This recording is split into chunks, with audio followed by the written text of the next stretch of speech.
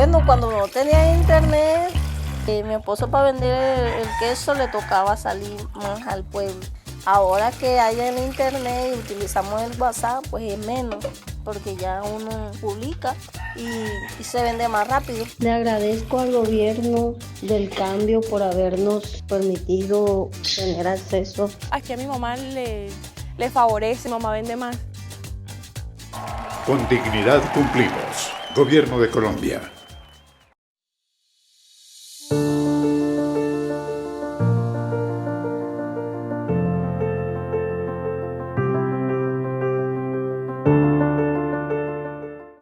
Traté de ser lo más fiel, hice muchos esfuerzos para reconstruir cada uno de los hechos que narro en el libro.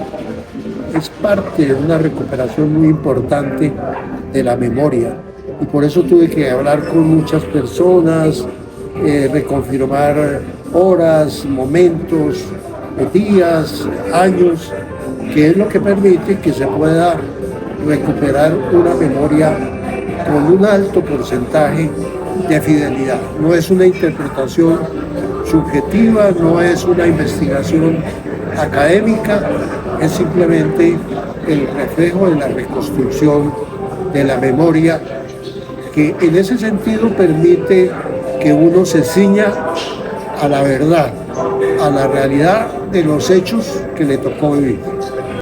Sí, para mí fue sorprendente porque los hijos generalmente reclaman, como es natural, los hijos tienen un deseo de un juego, de un vestido, de un jean, de unos tenis, pero no, la condición que me pusieron fue justamente esa: cuéntanos tu vida. Me di cuenta de la distancia que existía, en mi caso, como padre con mis hijos, que yo creo que se repite mucho en la vida cotidiana de las parejas.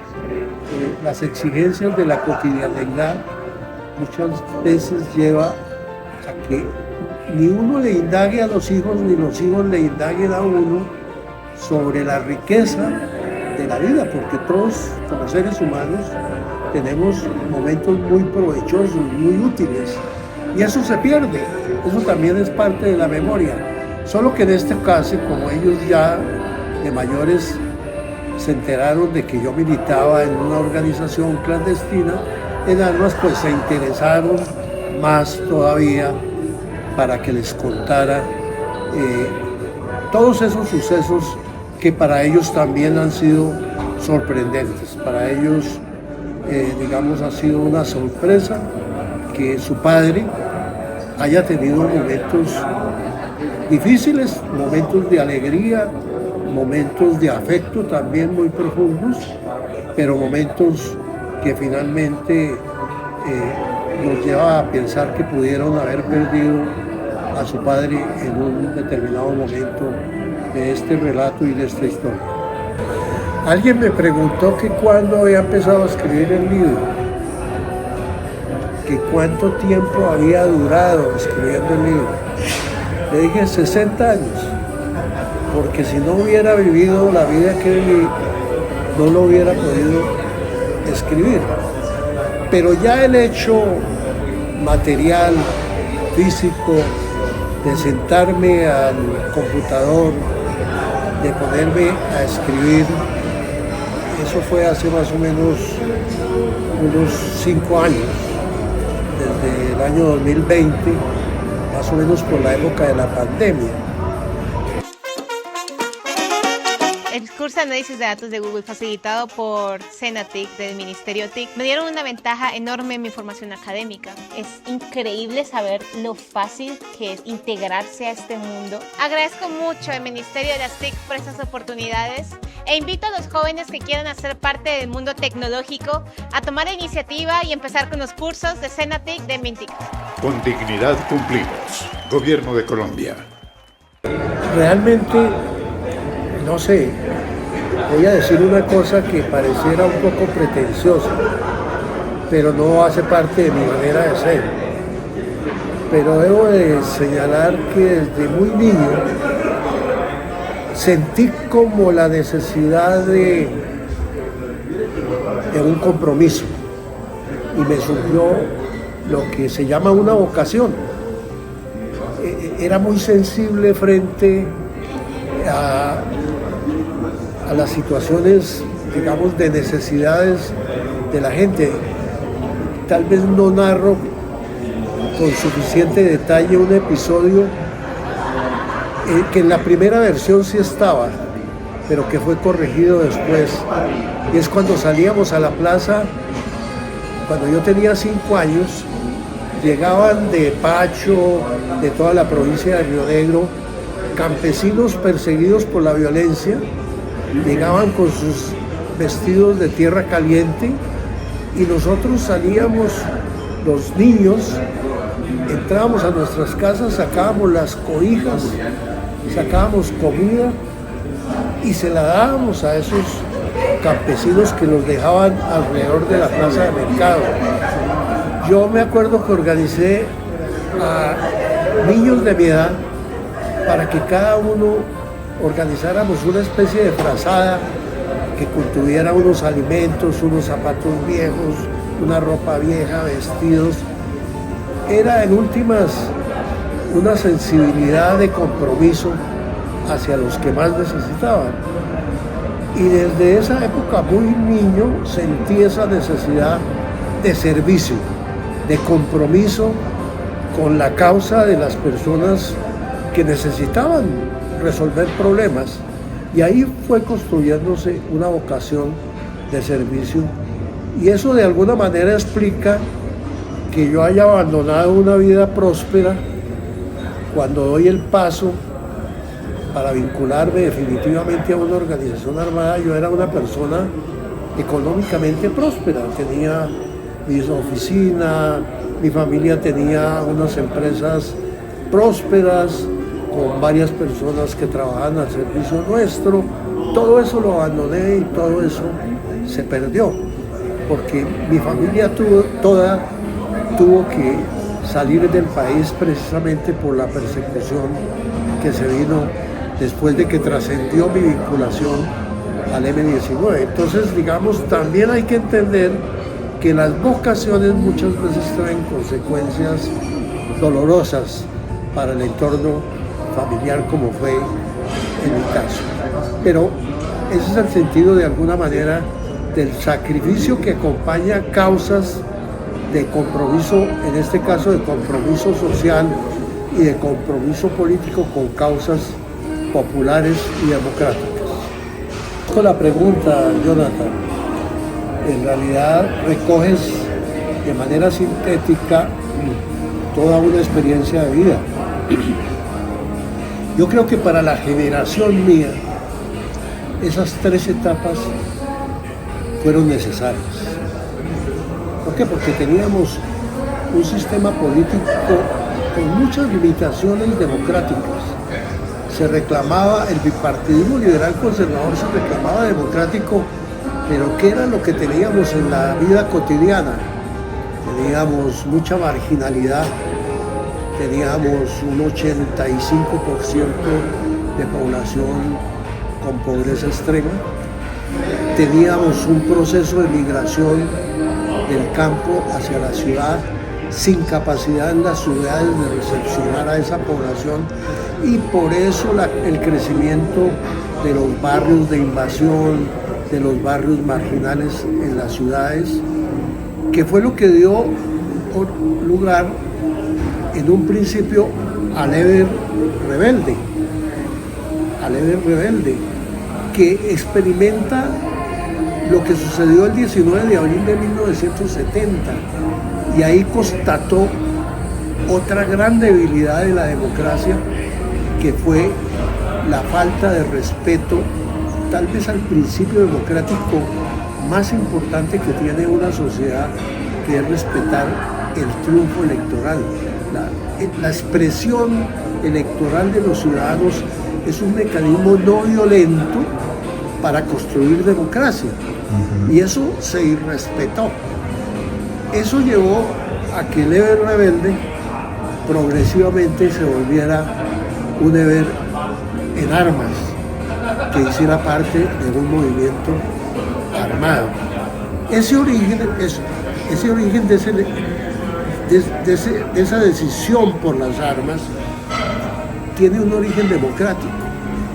No era un origen libresco, que yo hubiera estado en la universidad leyendo a Mao Zedong, a Marx, a Lenin, y me hubiera vuelto militante de una organización comunista y luego hubiera ingresado a las armas.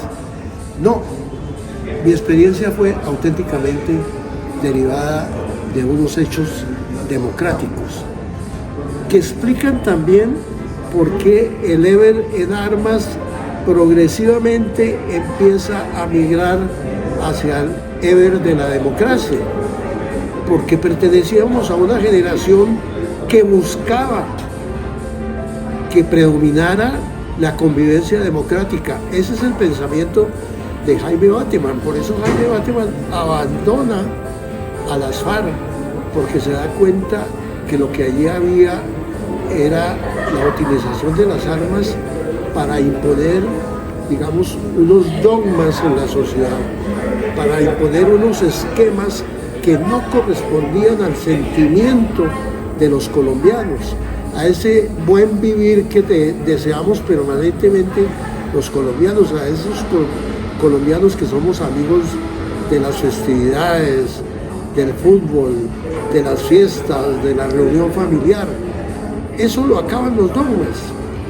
Y por eso Jaime Bateman, Carlos Pizarro, Álvaro Fayad, todos los de esa generación derivamos hacia una búsqueda democrática que mediante la utilización de las armas, porque hay que decirlo que el M-19 fue el que llevó al punto más extremo el uso de las armas. Atreverse a meterse a un cantón militar para sacar armas es una acción atrevida, de confrontación directa, que la repite posteriormente en la toma de la Embajada de la República Dominicana y que reta la institucionalidad. Y eso continúa con unas confrontaciones que van escalando cada vez más entre el año 1980 y 1985 hasta que se produce esa gran hecatombe que es el Palacio de Justicia. La toma del Palacio de Justicia es el clímax de la lucha armada del M-19. Pero todo en función de buscar lo que Jaime Bateman había llamado desde la entrevista que da en el marco de la toma de la Embajada de la República Dominicana, una entrevista que le da a Germán Castro Caicedo, donde plantea que en Colombia lo que debe dominar es un diálogo nacional que nos permita el entendimiento entre todos los sectores económicos, sociales y políticos. La toma del Palacio de Justicia pone en evidencia que o profundizamos la guerra con un costo altísimo para la sociedad colombiana, con pérdida de miles de vidas, o nos allanamos al camino del entendimiento y del desarrollo del diálogo nacional. Eso sucede entre la toma del Palacio de Justicia y la firma del Acuerdo de Paz. No hay que olvidar que en el año 1988 el M-19 secuestra a Álvaro Gómez, que era la figura más representativa de la derecha colombiana, del Partido Conservador, pero que tal vez la derecha mejor estructurada la representaba Álvaro Gómez Hurtado. Y ahí se inicia un proceso de entendimiento que desemboca no solo en la firma del Acuerdo de Paz, sino en la constituyente, en la Asamblea Nacional Constituyente del año 1991, que adopta un nuevo contrato social. El espíritu de esa constitución es la reconciliación nacional. Duramos 200 años, desde 1810, porque no hay que olvidar que la constitución de 1886 fue el triunfo del federalismo, del centralismo sobre el federalismo. Allá no hubo reconciliación, triunfaron quienes tenían la visión de que Colombia debía ser un país centralista, gobernado desde Bogotá, que no tenía en cuenta los intereses económicos, sociales y políticos de las distintas regiones del país. Y por eso fue una constitución que mantuvo el conflicto, que lo prolongó a lo largo del siglo XX. La constitución del 91 es todo lo contrario, es la que sienta las bases de la reconciliación nacional.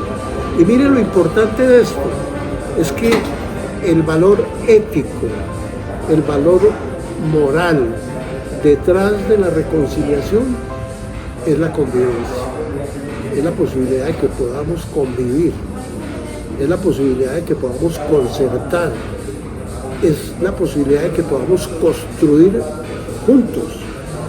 Por eso, cuando tú firmas un acuerdo de paz, con quien lo firmas es con tu enemigo, con el contrario, no lo firmas con tu amigo.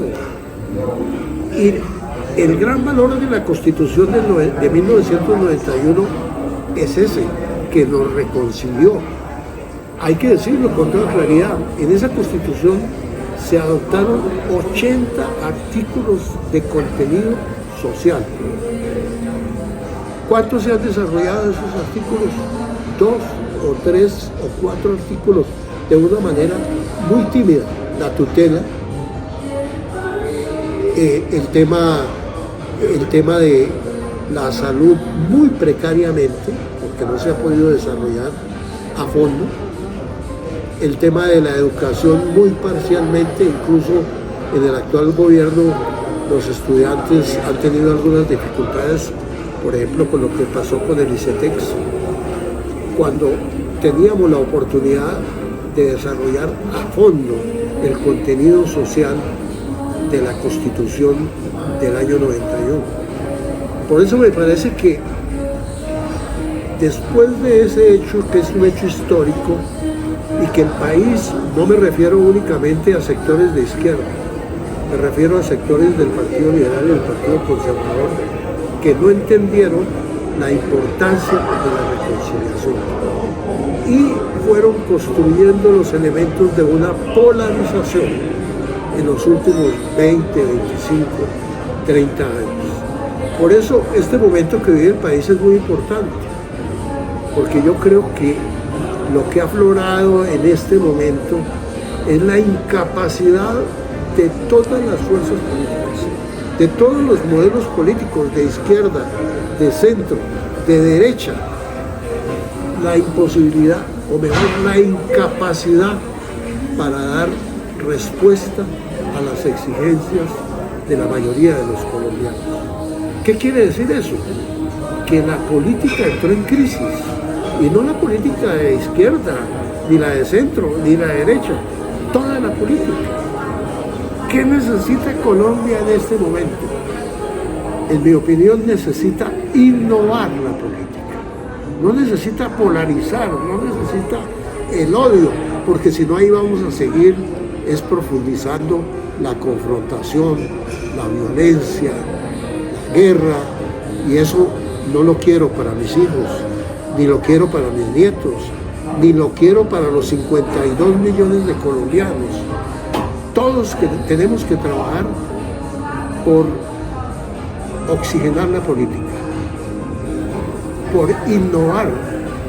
Hoy en día el mundo ha mejorado, pero con la innovación en la tecnología, la innovación en la salud, la innovación en el trabajo, la innovación en la producción. Y la pregunta que no se hace es, ¿por qué no podemos innovar la política? Podemos innovar, sobre todo los jóvenes, las generaciones jóvenes como ustedes, tienen esa oportunidad. No pueden seguir cayendo en la trampa de la confrontación, del odio, de la diferencia profunda, sino por el contrario, encontrar el camino del reencuentro, de la posibilidad de hacer una Colombia para todos los colombianos, innovando, porque lo que tienen nuestros jóvenes es inteligencia, más que ideología, tienen es inteligencia, y esa inteligencia hay que aprovecharla para que podamos vivir en una sociedad mucho mejor, mucho más amable y mucho más grata para todos como colombianos.